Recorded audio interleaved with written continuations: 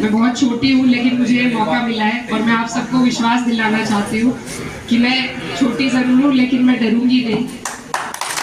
कोई वैकेंसी निकलती है तो उससे पहले पेपर लीक हो जाते हैं, क्योंकि कल्याण ये हमारा करना नहीं चाहते, कोई लाभकारी योजना ये हमारे लोगों को देना नहीं चाहते।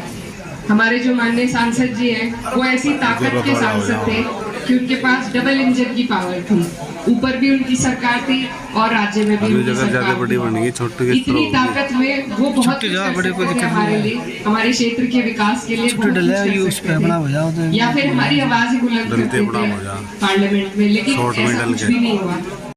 तो मैं बस यही कहना चाहती हूँ कि पूरे 5 साल जो परेशानी हम झेलते हैं, अभी 13 महीनों का आंदोलन चला था, 700 किसान उसमें शहीद हुए, लेकिन हमारी जो सरकार है किसी की सुनवाई नहीं करती, किसी की परेशानी नहीं देखती। आज तक भी एमएसपी का दावा अधूरा है, कई मिलों पर अब भी हमारा पुराना पेमेंट बकाया है और हमने इतने धरने दिए हमारे जिले में, हम कई धरनों पर बैठे और अपने ही पेमेंट के लिए जब आदमी को धरने पर बैठना पड़ता है तो बड़ी शर्म की बात है। लेकिन इस सरकार को शर्म नहीं आती, इनके पास पैसे की कमी नहीं है, ऐसा नहीं है कि ये हमारा भुगतान नहीं करा सकते, लेकिन इच्छा नहीं है, करना ही नहीं चाहते। इनकी ये सिर्फ कुछ पूंजीपति हैं, इनके मित्र उन्हें सारी सरकारी संस्थाएं बेच कर दे रहे हैं और दूसरे हाथ से इलेक्टोरल बॉन्ड के जरिए वो ले रहे हैं। तो इन्हें किसी वर्ग की परेशानी नहीं दिखती, हर वर्ग प्रताड़ित महसूस कर रहा है। हमारे यहाँ पर युवा भाई खड़े हैं, पहले तैयारी करते थे फौज में जाने की, वो भी 4 साल की इन्होंने कर दी, उसकी वजह से मायूसी बहुत है। कोई वैकेंसी निकलती है तो उससे पहले पेपर लीक हो जाते हैं, क्योंकि कल्याण ये हमारा करना नहीं चाहते, कोई लाभकारी योजना ये हमारे लोगों को देना नहीं चाहते। तो जब हम वहाँ धरनों में बैठते थे तो वहाँ पर बड़े बुजुर्ग अक्सर बैठकर यही कहते थे कि अब के मौका आएगा तो बताएंगे। तो ये मौका आज हमारे सामने है, चुनाव का मौका है, हम और किसी जरिए से अपना विरोध दर्ज नहीं करा सकते।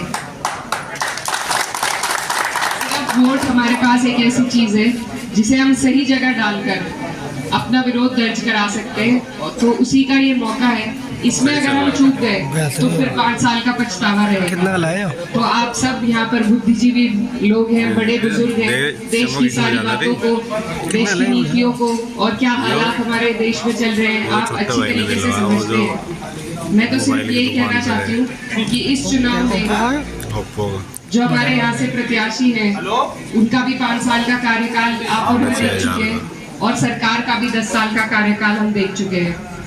हमारे जो माननीय सांसद जी हैं वो ऐसी ताकत के सांसद थे कि उनके पास डबल इंजन की पावर थी, ऊपर भी उनकी सरकार थी और राज्य में भी उनकी सरकार थी। इतनी ताकत में वो बहुत कुछ हमारे लिए, हमारे क्षेत्र के विकास के लिए या फिर हमारी आवाज ही बुलंद करते थे पार्लियामेंट में, लेकिन ऐसा कुछ भी नहीं हुआ। आज फिर से वही हमारे प्रत्याशी है। तो आप लोगों के सामने सारे हालात हैं। मैं भी इस इलाके की भांजी हूँ, बेटी हूँ आपकी, और मुझे ये मौका मिला है पार्टी से अपनी, मैं बहुत छोटी हूँ लेकिन मुझे ये मौका मिला है और मैं आप सबको विश्वास दिलाना चाहती हूँ कि मैं छोटी जरूर हूँ लेकिन मैं डरूंगी नहीं। 2022 में आपने कैराना का चुनाव देखा होगा, बहुत बड़े बड़े लोग वहाँ पर आए थे, लेकिन हक की बात करते हुए आदमी को कभी भी डरना नहीं चाहिए। और मेरे पिताजी जो थे उन्होंने डरना हमें कभी नहीं सिखाया और वो बहुत निडरता के साथ, बहुत हौसले के साथ सभी लोगों का काम करते थे। तो अगर आप सबने मौका दिया तो मैं भी उन्हीं की तरह आप सबकी सेवा करना चाहूंगी और इसी के लिए आज आपके बीच में आई हूँ, आपका आशीर्वाद लेने के लिए।